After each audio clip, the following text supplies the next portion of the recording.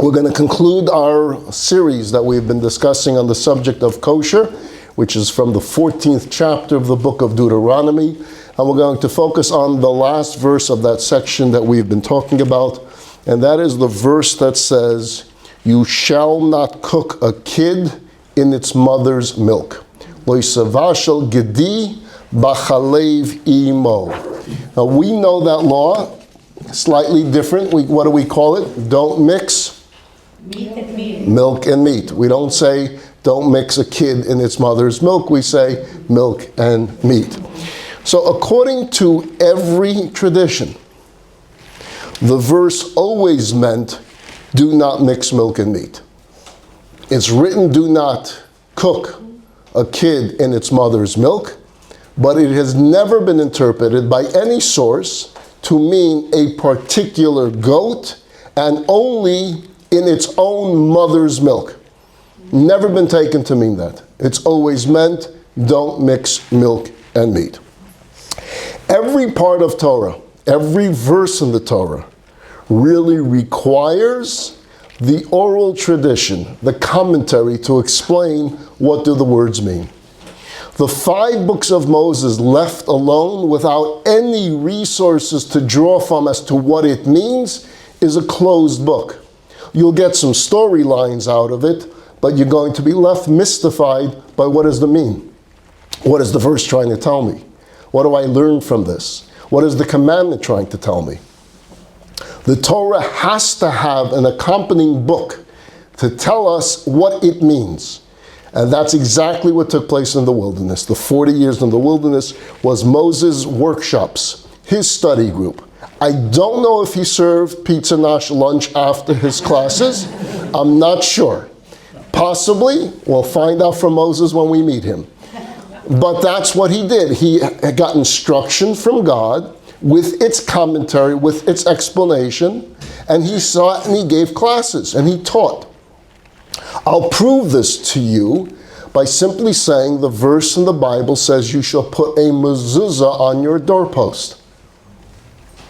Everyone in this room knows what a mezuzah is. Yeah. How do you know what it is? All the Torah says is put a mezuzah on your doorpost. It didn't tell you what a mezuzah is. It just means a sign. So what should it say? Hello? I could put up a Baruchim Habayim sign, a welcome sign. What does it mean, a sign? Yet, every Jew for thousands of years knew exactly what a mezuzah was. Why? Because when Moses taught the commandment, place a mezuzah on your doorpost, he already told them what that means. And when he said place tefillin on your arms and between your eyes, they knew what that was because he taught them in the workshop. I wish it was say tefillin. It doesn't even say the word. It says totafot. Totafot. And beinei nacha doesn't mean here. Is it here or is it here? So without oral tradition, without there being some commentary, I can go through verse by verse by verse and say, what does it mean? Most famous perhaps of all, the Torah says an eye for an eye. That sounds quite barbaric to me. You damage someone's eye, come to court, and we're going to knock your eye out. It has never been recorded that any Jewish court has ever knocked out an eye. An arm for an arm, a leg for a leg. Kviya tachas kviya, a wound for a wound. We don't do that. What does it mean? Well, an eye for an eye meant the value of an eye for an eye. We had to calculate what is the value of an eye. The courts do that today. You sue somebody who was involved in an accident that caused your eye to be damaged. The courts have a system of evaluating what that penalty is going to be. That's what it meant, an eye for an eye. So the style of speech of the Torah needs commentary, needs explanation. We call that the oral tradition. The oral tradition was passed on from Moses, going through the generation until we were afraid that this information will get lost, and it was recorded into writing. You know it as the Talmud. From the Talmud, we end up with the Code of Jewish Law. But all of that for the first generations were passed on workshop to workshop, class by class, so that everyone would have an understanding. Language changes. What do I mean by language changes? The style of speech changes from time to time. I'm taking a shower. Really? Where are you taking it? The wall. What does it mean I'm taking it? Yet we all say it. I'm going to take a shower. Where are you going to take it? But we use that language, which meant in every generation, the way we speak changes. So you have to be careful that it fits that particular period of time. Do not cook a goat in its mother's milk meant don't mix milk and meat. It never was a literal statement of that kid with its own mother's milk. You have the Targum Onkelos, one of the original, he was even before the Talmud. He was the translator of the Torah words into Aramaic. When he gets to this verse of do not cook a kid in its mother's milk, says do not milk and meat. Now he translates it immediately that way, which meant at that period of time, that's how they understood it. Also, the Torah is a book of poetry. And poetry has a way of speaking, where just like you read a poem, it doesn't read regular. In the spirit of poetry, it uses figures of speech. So do not cook a kid in its mother's milk is a figure of speech. All translation, as I mentioned, all meaning and all interpretation of every text of the Bible was passed on in the same type of way. This particular verse that we're focusing on today is actually repeated in the Bible 3 times, word for word. Lo savashal gedi b'chalei v'imo is found 3 times in the text of the Torah. Now there's no extra words in the Torah.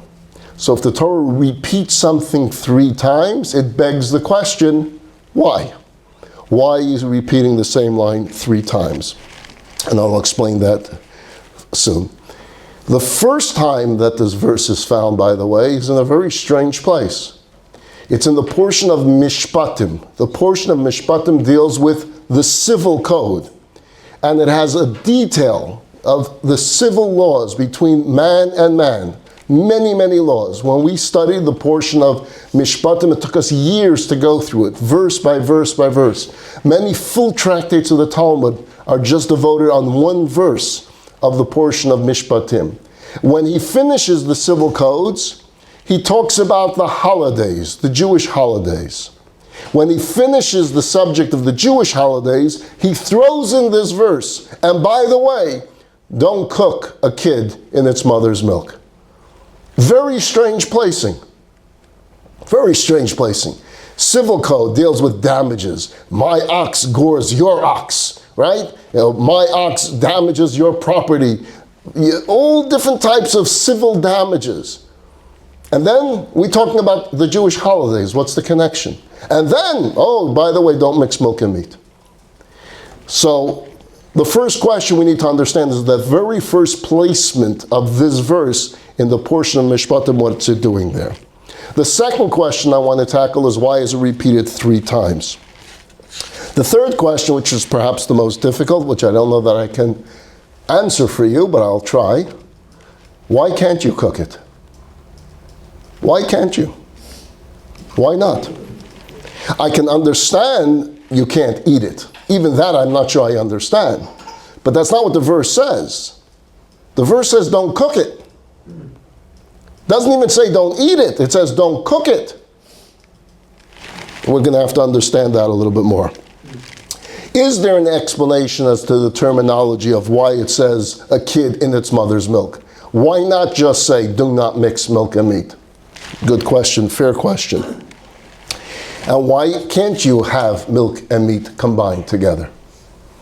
Not sure we'll come up with the answer, but we'll try talking about it. And then we'll get to some of the laws of mixing milk and meat and what happens if things do get mixed up. So we have a lot to do. We'll probably go a little over time today to try to summarize it all and bring it all to you. Let's start with the first question. The placing of the first reference of not mixing milk and meat with the civil code of the Jewish people. The Torah makes it clear. I hear a child, but I don't see a child. Something strange about it. Oh, there is a child. Okay. I was just hearing a child. I'm looking around the room. I didn't see one, and I was freaking out like, okay, there's a little guy.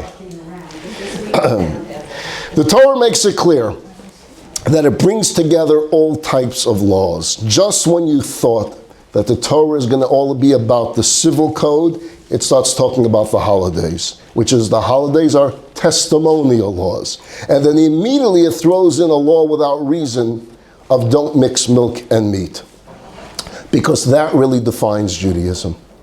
It's not all going to be a civil code, and it's not all going to be a testimonial law, and some laws are going to be given without reason. So if you want to have an understanding of Judaism, it's a combination of all three. It's the fact that we testify through our traditions, through our actions of things that happened in the past. We testify that God created the world and rested. He created the world in 6 days and rested on the seventh by keeping the Sabbath. We testify that God took us out of Egypt by having Passover. These are testimonial laws. But at the same time, we have laws that govern our behavior between man and man. We have a code of conduct. And at the same time, we complete mitzvot, commandments that God gives us, where He doesn't even tell us a reason. All combined together, that is Judaism. We need a discipline to have in mind that we do everything that the Torah tells us, whether we have an understanding of it or we do not. There is a message here. And the message, many of these laws are not necessarily dependent upon legal enforcement. I'll explain. Can you tell Label to put the ear on? Legal enforcement in our country, basically you keep laws because you don't want to get caught not keeping them. So you don't pass the red light. Sometimes we don't pass it because it's dangerous. But when there's no cars around and there's no camera around, what's the reason you don't cross it? Because you don't want to get pulled over. Maybe there's a police officer who's going to pull you over, and that ticket is a lot of money. So the idea of keeping laws, because the penalty, the consequence of getting caught is great. We don't cheat on taxes, some because we're honest people, and some because we're afraid if the IRS catches us, the penalty is going to be even more severe. The United States system of laws is basically of watch out, because if you break the law, we have something called a prison system, and we have a court system, and either the city can take you to a court, the government can take you to court, the federal government can take you to court, someone can sue you, and that's our system.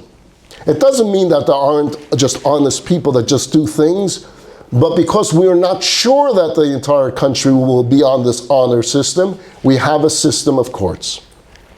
Now, Judaism also has a system of courts, but primarily the system of Judaism is a private system between the person and God.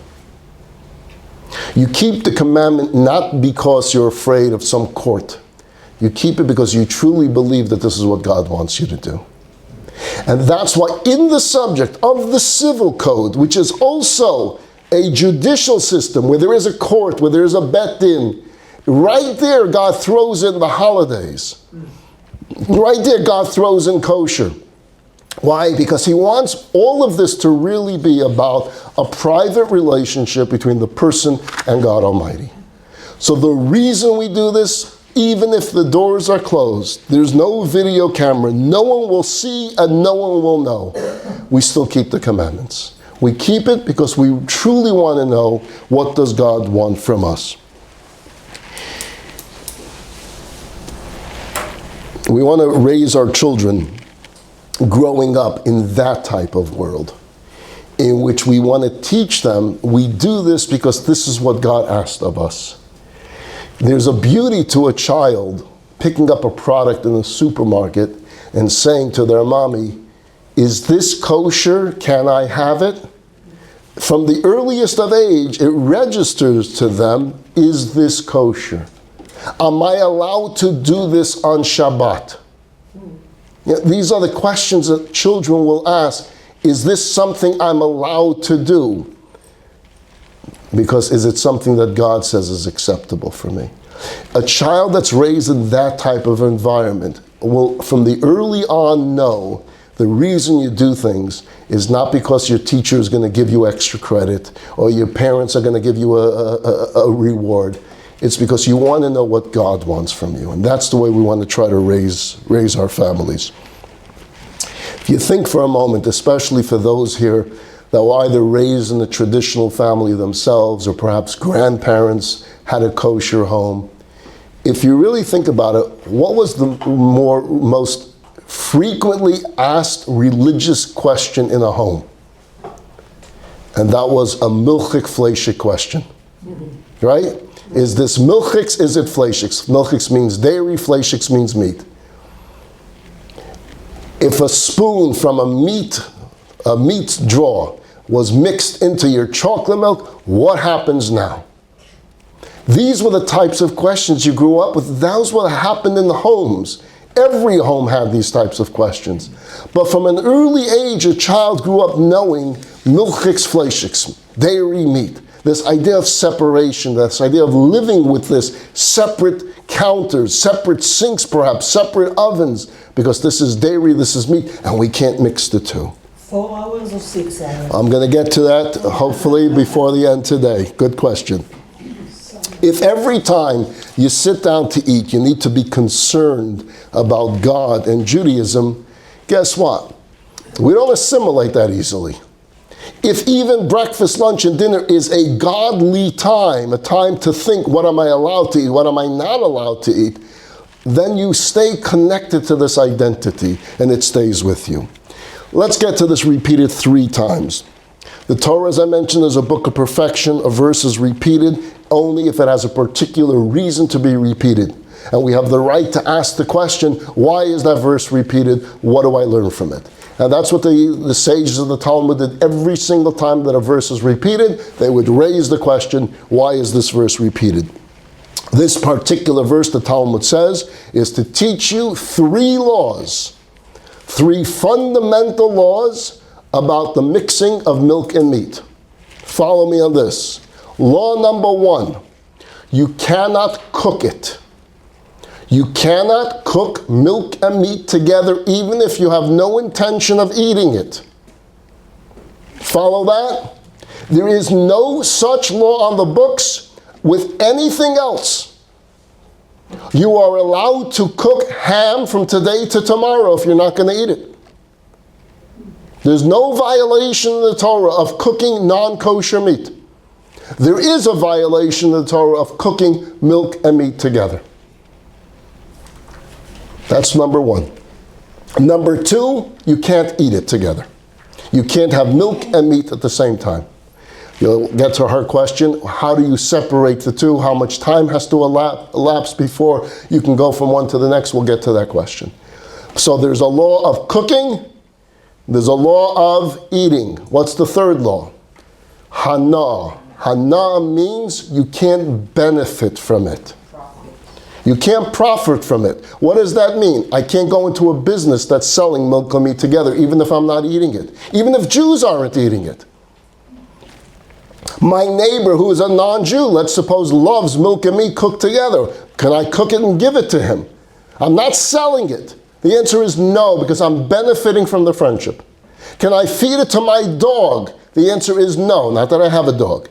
And if I did have a dog, I don't know if my dog would like milk and meat together anyway. But let's suppose I had a dog and my dog liked milk and meat together. I cannot feed my dog milk and meat together because I benefit from it. How do I benefit from it? A happy dog. Can't. There is no law like that when it comes to regular kosher. I'm allowed to feed my dog. My hypothetical dog, we'll call my hypothetical dog Cleo, because I had a neighbor that had a cute dog named Cleo. This is in memory of Cleo. I'm allowed to feed Cleo non-kosher food. I can't feed Cleo milk and meat put together. 3 verses, because each verse is teaching you something else about the laws of milk and meat together. It's the strictest of all kosher laws. No law that you have with anything else that's non-kosher comes anywhere close to having these 3 fundamental laws. Here's the interesting thing, by the way. It's only if they're kosher. only if it's kosher milk and kosher meat. You're allowed to cook non-kosher meat with non-kosher milk. That's not the violation. The violation is kosher and kosher mixed together. So it's not that you can't cook any milk and meat, it's you can't cook any kosher milk and meat combined. Strange laws. We find Maimonides' comments on the meat and milk subject, and it's just an opinion, and he states so, that it's just an opinion. It's not something passed on from one generation to the next, because as I told you when we started the subject of kosher, what's the reason for any of the laws of kosher? The answer is because God told us. So anything else is just an opinion if anyone wants to put a reason on it. Maimonides says he has an opinion that idolatry had something to do with it. That perhaps such food was eaten at one of their ceremonies, one of their cult-like ceremonies, in which they cooked a kid in its mother's milk. And it was a part of their idol worshiping process. Yes? So you're saying with that, if you have non-kosher milk, non-kosher meat, you could mix those and eat it. No, you can't eat it because you can't eat non-kosher. You can't what? You can't eat non-kosher. You can't eat non-kosher either, so you can't eat it. But you could cook and give it to your neighbor. But now you can't use that pot anymore because that pot has both non-kosher and mixed milk and meat together. So all these strict laws about not benefiting from it only applies if it's kosher. Yeah, I'm going to try to hold the questions till later because people that are watching this, they don't hear the questions and then they get lost. So I will have time for questions after class. If you could remember the question. Try. So again, Maimonides does talk about different types of cult pagan worships that had this idea of a kid in its mother's milk, and that's why when God presented the law to us, he used the language of a kid in its mother's milk, because that was widely known at that period of time to be part of their worship. And clearly God wanted us to be so far away from that type of worship that he forbids all milk and meat, and forbids us to ever cook it, forbids us to ever benefit from it. That the stringency comes, according to Maimonides, from a connection to idolatry. Similarly, we find in Maimonides' discussion concerning the first 3 years of a fruit tree. That the Torah says you're not allowed to eat the fruit of a tree for its first 3 years. And we find recorded that also was part of a cult worship, a pagan worship, that they would bring specifically the fruit of a tree of its first 3 years as part of their idol worshiping. So the same idea that Maimonides always tries to trace it as to what was going on at the time that the Torah was given. Other reasons were also suggested about this prohibition. The Ibn Ezra connects the law against boiling a kid in its mother's milk with the Torah's injunction against slaughtering a cow and her offspring on the same day. Torah says, while he's milking her milk. The Torah says that you can't slaughter, even if it's kosher, everything is right, but you can't slaughter a mother and its child on the same day. Not nice. Not nice. It brings certain laws of compassion into its laws of kosher as well. Certain things just menschlich. It's not nice. You took the mother one day, give it a day. You have to have them both gone on the same day. There's similar, the whole law about the mother bird in a nest, that you have to chase away the mother bird before you can take the chicks that are in the nest. There's sensitivities that are built into many of these commandments that teach us certain sensitivities in life as well. And so Ibn Ezra does talk about this as part of this, as being part of this whole system of breaking in certain sensitivities as well. The whole question of milk and meat is a mystery. The whole subject. Tell me that this animal can be eaten and this animal can't be eaten. Okay, fine. You, God, know the DNA that you built into the creation of that animal. You know the DNA that you built into the creation of that animal. You know the DNA you built into my soul. And therefore, you're the doctor of it all. And you're telling me that my soul and that animal's soul don't mix together. Personally, I don't know the DNA of my soul, the animal soul, but I trust you, God, because you created it. So you know. You go to a doctor and the doctor tells you, take this vitamin, take this prescription. I don't know what that pill has in it. I don't know the chemicals that that pill has in it. I don't know why I have this particular illness, and I don't know why taking of that pill 3 times a day for 10 days is going to cure it. But I listen to the doctor. Why? Because you know I don't. So I trust you.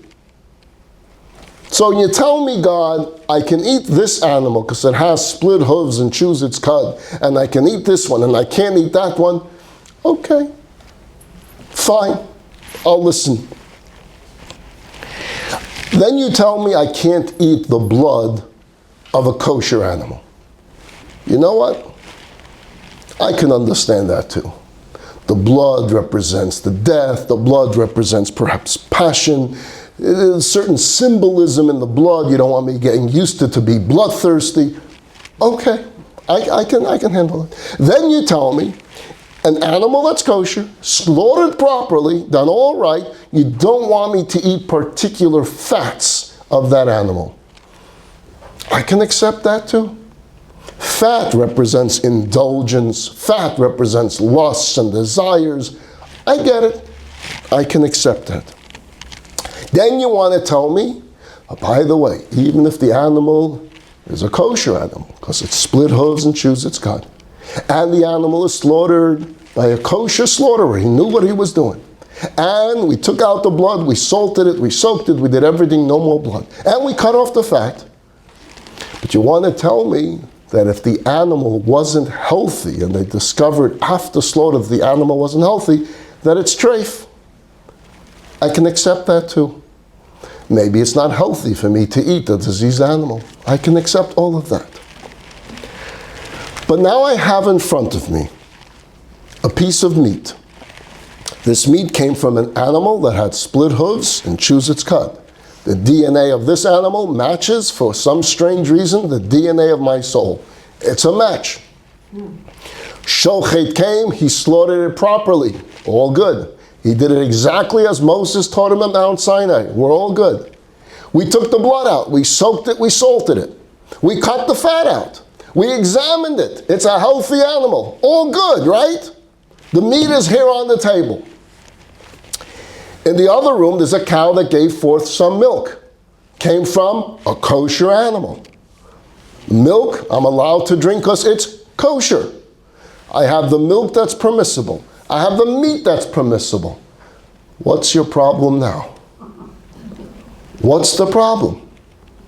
Why can't they mix? What reason can't I have the two together?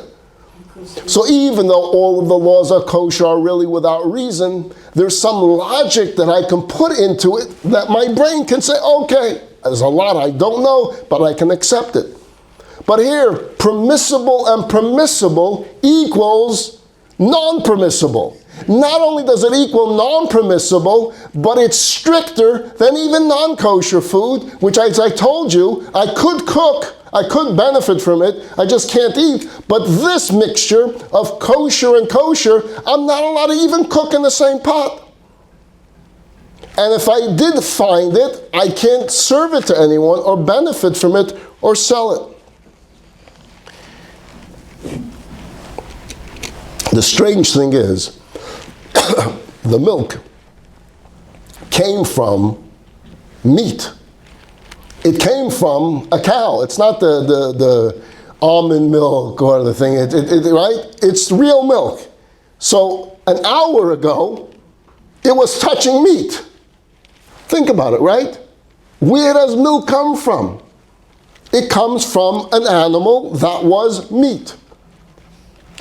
And now it's separated from the meat. So an hour ago, this was together with meat.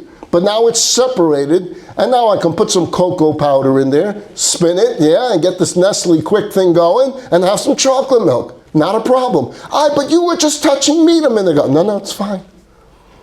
But once the milk was already separated, now put on this table in front of me, and now I have a piece of meat separate over here. Now suddenly putting these two together, boom! We have the forbidden of the forbidden of the forbidden. 3 times the Torah has to warn me about this. And this law, even as I mentioned, is stricter than all the other laws of kosher. If I was to take a piece of pork and sell it, I didn't violate any commandment. If I was to take a piece of pork and feed it to my dog Cleo that I don't have, I wouldn't have violated any commandment. But if I take a piece of kosher meat and kosher milk and cook it to feed it to my dog, I have already violated 2 commandments. I cooked it and I benefited from it. 2 biblical commandments. And remember, the reasoning cannot have anything to do with the DNA makeup because, as I said, they're both permissible. They're both 100% kosher. We're soon going to have lunch from Pizza Nash. That will be dairy. Tonight you may have for dinner kosher meat. But because you spaced it, they're 100% permissible. But if we put it on the same table over here, we would be having all of you violate a biblical commandment. As mentioned earlier, more than likely, if you ask someone who has not studied the Torah why the Torah has dietary laws, I'll tell you the reason is because we didn't have USDA and it had to do with health and all that they to do. But it doesn't hold up water when it comes to milk and meat questions. It doesn't hold up water why fruit from some trees can't be eaten for the first 3 years but could be eaten from the 4th year. Kosher and health are not the reasons. It has nothing to do with this is healthy, this is not healthy. The 2 reasons why Jews for thousands of years have kept kosher is because as Jews, 1, we believe there's a God who created the world and sustains it and supervises it, and 2, that God entered into a covenant with the Jewish people and gave the Jewish people a Torah, and in the Torah he obligated us to uphold and fulfill his commandments, one of them being the laws of kosher.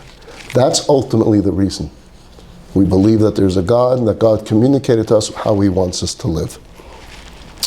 Sure, there are many benefits of keeping kosher, even some that are healthier.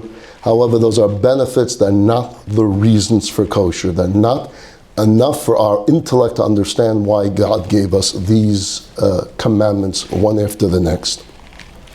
Am I curious to know why God commanded me? Of course I am.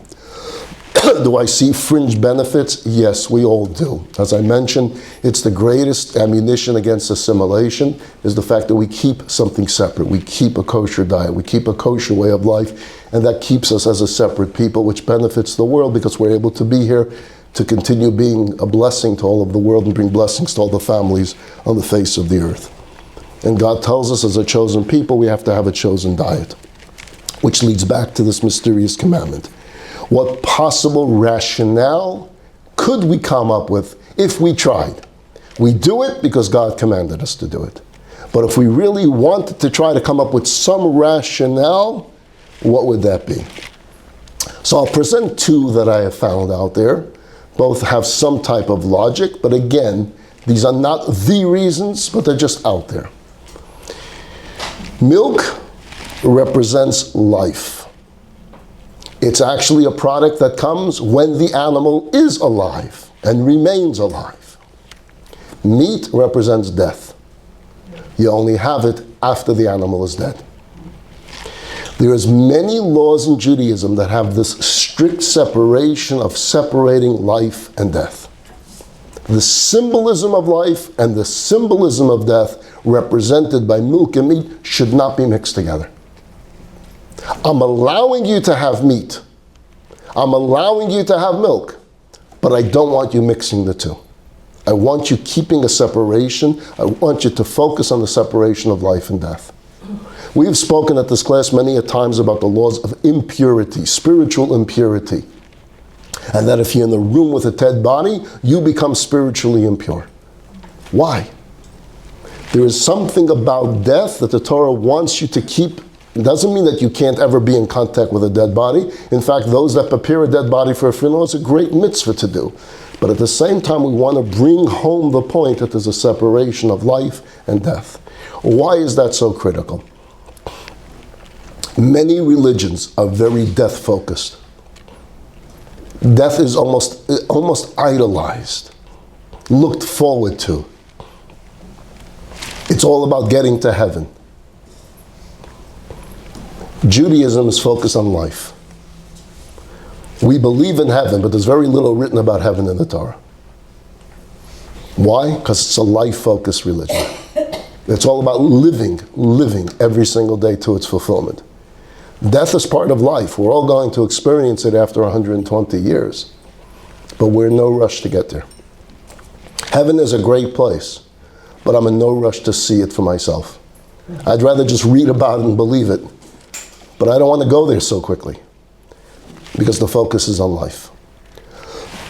You see it today in some parts of the world where it's all about martyrdom, that you get to heaven and you're going to get the 71 virgins if you go ahead and you kill some Jews on your way there.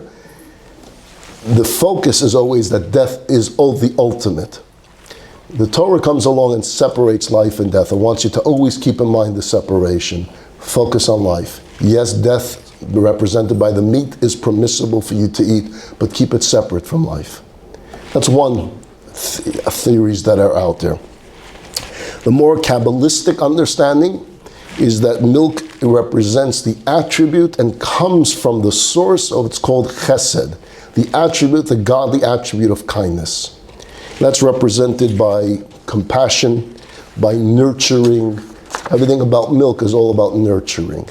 And that its source in the godly spheres of attribute comes from the part of God called chesed, kindness. Meat comes from the attribute of gevura, more strength and severity. God wants us to keep these two separate. It's not good if the fusion of these two attributes come together in food. Why? Again, ask the Kabbalists to explain better than I just did, but these are things that are found out there. You find a similar thought, you know that you're not allowed to wear a garment that's made of wool and linen combined together. It's called shatnez. It's another law without reason. You can't have a garment made with wool and linen together. And again, the minds that try to understand it will say, wool represents the animal world because it comes from a sheep. Linen comes from the plant world. It's made from flax.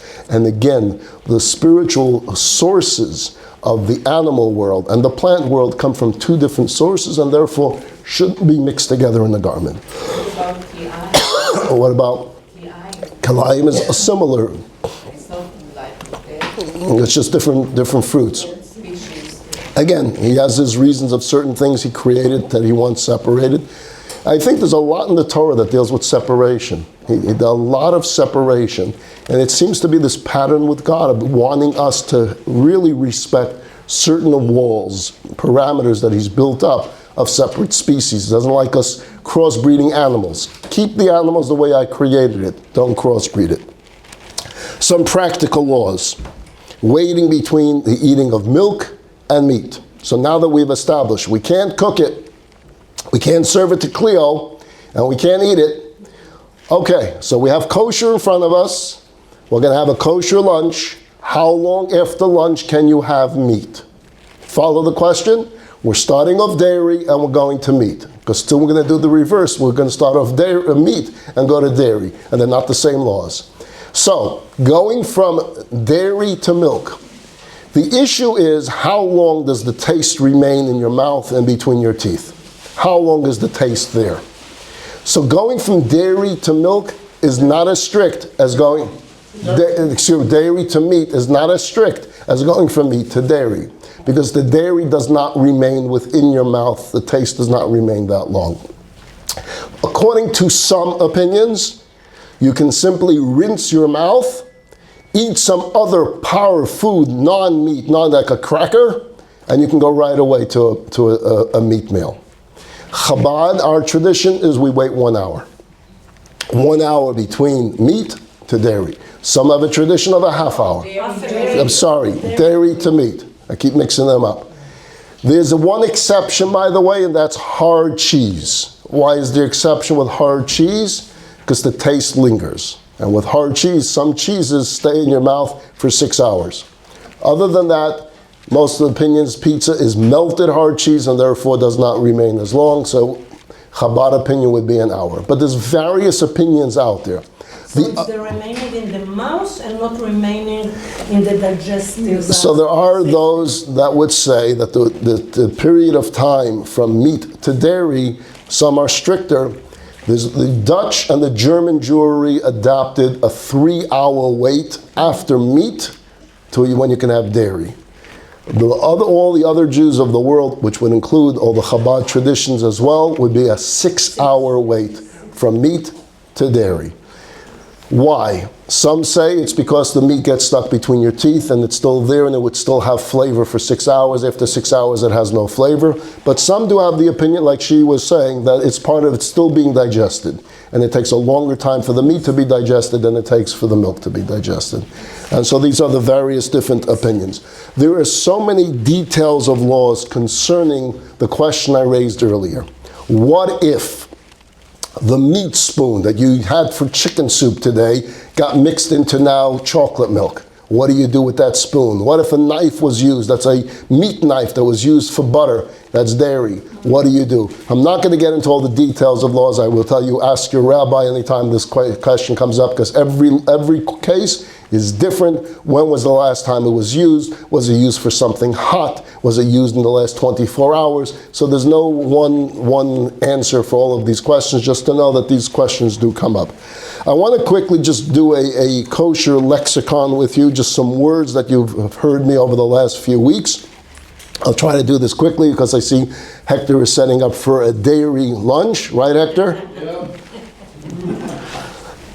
Basar, the word basar means meat products. It's also in Yiddish we use the word fleischig. So if you ever heard fleischig is meat. Chalav Yisrael, you've ever heard that word. Chalav Yisrael is milk which is produced under rabbinical supervision, and therefore we know indeed that it's cow's milk. And so there's a strictness that some people hold that they'll only drink milk if it's stamped that we know for certain it came from a cow. Because if the milk came from a non-kosher animal, it's not kosher. Another word that we're going to be using a lot in the next few weeks is chametz. What does chametz mean? Chametz is only involving for Passover, that we can't have any leavened bread. It's not permitted on Passover, and thus anything that is leavened, that rises, that's a bread-like feature, is called chametz. The word hashgacha, you've heard that word before? Of course. Hashgacha or hechsher, what does that mean?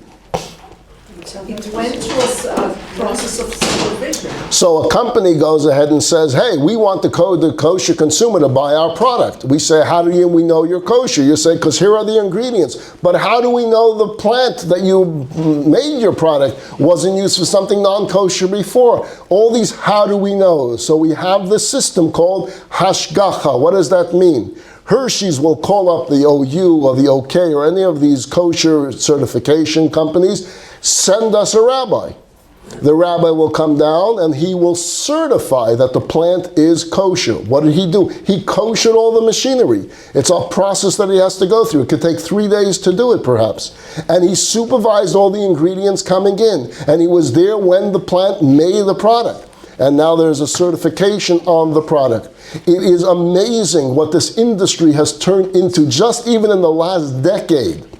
How many foods now have a kosher certification on it? It's become a billion-dollar industry.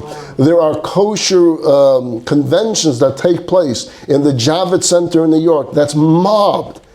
The booths of every product out there, because every company in the world now wants their product to have the kosher certification. It helps for Jews. Muslims will look for it as well. For halal, they will have it as part of their certification. They'll accept it as well. And so companies now are chasing the rabbinic world to say, please send someone to my plant. Hotels want, they want a mashgiach, and then they want hotels will want it for weddings, for bar mitzvahs, to be able to say we have a kosher kitchen. Again, we can't just take the word that the kitchen is saying, yeah, we make sure everything is kosher. We need someone there on the site supervising, and that's the mashgiach. And what mashgiach will stamp is the hechsher, and that's what you're looking for in the product. The word kasher. Kasher comes from the word kosher. Kasher means that we make something kosher. So there was this plant that they were cooking foods in there. The prior company that rented this particular factory made a non-kosher product. The supplier, the one that wants to use their machinery right now, wants to make a kosher product. The entire company has to be kashered. It has to go through the process of koshering. And again, every ovens have to be kashered in a certain way, sinks have to be kashered in a certain way, and there are experts in this that know how to do that. Milchek is a word, means dairy.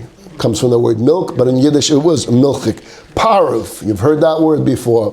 Parav is, it's neither dairy nor is it meat. It goes with both. Spaghetti, pastas, rice, all of that stuff, vegetables, fruit, it goes with both. Most desserts, unless it has dairy in it, goes for both, because desserts are the best part of every meal. I'm not sure why it goes last. It should be the first thing served, but that's for another time. Shchita, you've heard me say before. Shchita is the process of slaughtering. To know how to slaughter, you got to go to school. You got to learn the process. To be a shochet, a certified slaughterer, you got to go through a long process of training and to make sure that you know exactly what you're doing. The word treif we've discussed before. The real word treif means that the animal was kosher but not healthy. But we have used that word now to say anything that's not kosher. We use that word treif. Glat we've spoken about. Glat kosher means that the lungs were smooth. We didn't touch upon the wine because it wasn't brought down yet in chapter 14, but wine has its entirely separate set of laws in the Torah that we only drink wine that was made by a Jew. Because wine was always used in idol worshiping ceremonies, and it has a very strictness in the Torah that even though all grapes are kosher, but we will only drink wine that is certified that from the very beginning of the process has been made by a Jew. So this way we're not worried about it being used in any type of idol worshiping ceremony. And that's the way it's been. Please, what was the sentence you said about glat? Yeah. Glat is that the lungs were smooth. That's what glat means. The lungs? The lungs of the animal were smooth. Meaning without any disease? Yep. Yep. So it doesn't mean if it has a growth on it that it's not kosher, because they'll have to examine the growth to see if the growth was life-threatening or not. If the growth was not life-threatening, it's kosher, but it's not glat. The very word glat means smooth, which means the rabbi puts his hand inside on the lungs and he just runs his hand over the lungs. If he doesn't feel any bumps, that's glat. If he feels bumps, now we got to take it out. We put it on the balloon blower, so it blows up the lungs, and we literally examine the growth that he felt. So he felt some bump, that meant there's a growth there. And he examines the growth. It's called a sircha, and he sees if he rubs it, if it comes off on its own, then it's not life-threatening. That's but why it's more expensive. yeah, it's less, yeah. But it doesn't, now it comes to my mind that just the word kosher, it's not so kosher if you ate something that had a disease. It's not, but if it's not a life-threatening disease, it's like a wart. It's just a skin thing. It doesn't mean that it's not healthy. But because it had something that needed it examined, we call it kosher, but not glut. Okay? I just want to close this whole series of weeks that we've been together on the subject of kosher with some quotes. I told you we're going to go a little bit late today. So just some quotes from the Talmud. As long as the holy temple stood, the altar atoned for the people of Israel. We had a place to seek atonement, and that was the temple. But now the temple no longer stands. We don't have the holy temple. Now a person's table atones for them. Your dinette and dining room table, that's your altar now. And therefore, make it special, make it holy, make it spiritual. Maimonides, I'll try to read this quickly. Maintaining a healthy and sound body is among the ways of God, as a person cannot understand or have any knowledge of the Creator if they are ill. Maimonides was very into health. He was a doctor himself. He was one of the most famous doctors. That's why many hospitals today are called Maimonides Hospital after him. He wrote a lot about it, but he says you can't serve God if you're not healthy because you're just not going to have the spirit within you to serve Him. Therefore, a person should avoid those things that harm the body and accustom themselves to those things that impart wellness and vigor. A person should never eat unless they are hungry, nor drink unless they are thirsty. One should not eat until you're entirely full, but should stop when one has eaten close to 3/4 of full satisfaction. So don't fill yourself up until there's no room for it anymore. A person should exercise their body and exert themselves in sweat-producing tasks each morning and then rest for a while until they regain their composure, and only after they should eat. So he's very into going to yoga. Overeating is like poison to any person's body. Most illnesses that afflict a person are caused by harmful foods or by filling one's belly and overeating, even of healthy foods. Thus, King Solomon proclaims, one who guards their mouth and their tongue guards their soul from distress. Maimonides was very into the importance of food in life, but to control it as well. And finally, I'll conclude with the Baal Shem Tov, who writes, the writings of the Ari cite a question posed by philosophers. How is it that the spiritual soul derives its vitality from physical food? If we're spiritual entities, how is it that food, which is so material, is such an important part of life? And he explains that this question derives from their ignorance of the roots of creation. Our sages note that the world was created with 10 divine utterances. When the Creator said, the earth shall bring forth living animals, or the earth shall bring forth vegetation, and so on, these utterances brought all creations into being and remained embedded within them and continually providing them with existence of vitality. When a person takes a fruit, or another food, provided that it's kosher food, that God instructed to elevate from its material state to spirituality, and pronounces the blessings for the food, evoking the divine name with the prior mindfulness, this arouses and calls forth the divine vitality within the food. Eating, says the Baal Shem Tov, can actually be a holy act, because you're elevating the sparks that were planted inside this food from the very beginning of creation. Thus it is written, it is not by bread alone that the human lives, but by all that comes forth out of the mouth of God that the human does live. It is not by the physical bread itself that the human is vitalized, referring to the soul, as the body is merely the flesh of the human, while the soul is the human, but rather by all that comes forth out of the mouth of God, meaning, when a person calls forth the divine vitality within the food, then their soul is nourished. For this was the divine intent in creation, that the sparks of holiness that were dispersed in the material realms when the Almighty was creating worlds should be retrieved and elevated by human actions. And I conclude with this from the Code of Jewish Law. Sages of blessed memory have said, know Him in all your ways, meaning know the Creator also in your daily habits and the things you do for the needs of your body, and do these things for His sake. In eating and drinking, it goes without saying that one should not eat forbidden foods, heaven forbid, but also regarding permitted foods, if a person is thirsty and hungry and eats and drinks solely for their pleasure, this is not ideal. Rather, one should have in mind that one is eating and drinking to have the energy to serve the Creator. Thus, a person should not eat anything that their palate craves, like a dog or a donkey does, but should rather eat things that are beneficial for the health of the body. There are conscientious individuals who before they eat say, I now wish to eat in order to be healthy and strong for the sake of serving the Creator.